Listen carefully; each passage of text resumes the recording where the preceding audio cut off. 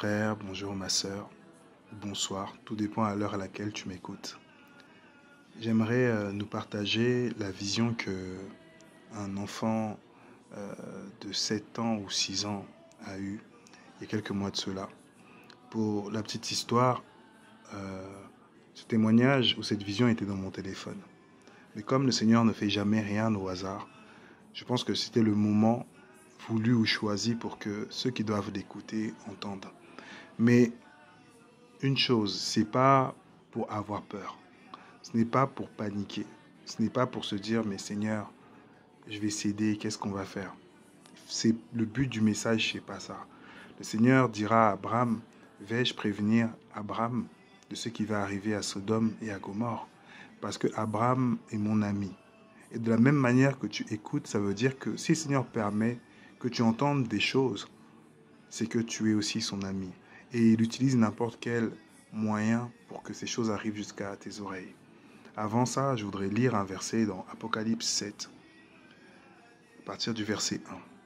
Ça dit, « Après cela, je vis 4 anges debout aux 4 coins de la terre. Ils retenaient les 4 vents de la terre, afin qu'il ne soufflât point de vent sur la terre, ni sur la mer, ni sur aucun arbre. Et je vis un autre ange qui montait du côté du soleil levant, qui tenait le sceau du Dieu vivant. Il cria d'une voix forte aux 4 anges qu'il y avait été donné de faire du mal à la terre et à la mer, et il dit, ne faites point de mal à la terre, ni à la mer, ni aux arbres, jusqu'à ce que nous ayons marqué du sceau le front des serviteurs de notre Dieu. La parole ici, c'est ne faites point de mal à la terre, ni à la mer, ni aux arbres, jusqu'à ce que nous ayons marqué du sceau du front des serviteurs de notre Dieu. Tu es serviteur, tu es servante. À partir de là où tu crains Dieu, il y a un sceau qui est sur toi. Ce sceau ne permet pas à l'ennemi d'agir sur ta vie ou d'avoir un droit sur ta vie. Si le Seigneur décide que c'est notre temps parce que nous, enfants de Dieu, n'avons pas peur de la mort. Mais si c'est pas ça, alors le Seigneur, il sait qu'il ne nous abandonnera pas et qu'il ne nous délaissera pas. Donc je tiens à t'encourager par rapport à ça. Si tu as des craintes, tu as des doutes, tu vois des choses se dégrader de plus en plus, garde ta confiance au Seigneur. Utilise cette substance qu'on appelle la foi, celle qui est le socle de toute ta croyance, de tous tes intérêts, de toute ta pratique, de toutes tes démarches. Que le socle que tu vas utiliser, c'est la confiance. Parce que la foi vient de ce mot qu'on dit Emouna. Et Emouna veut dire confiance totale en Yahweh. Alors, marchons par une confiance totale.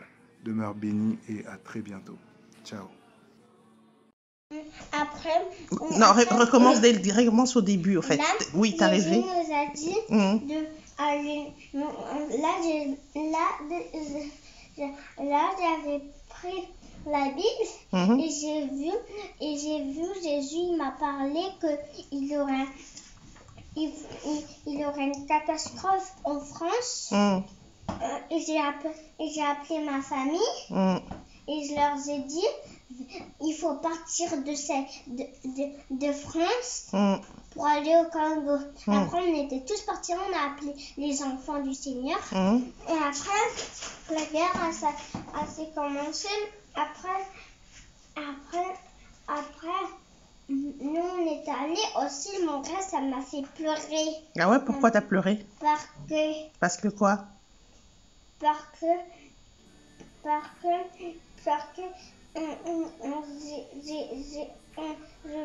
pas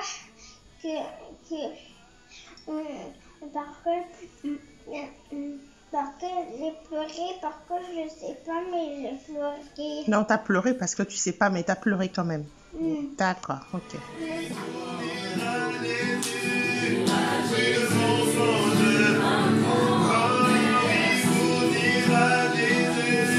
L'affaire de Satan, c'est terminé.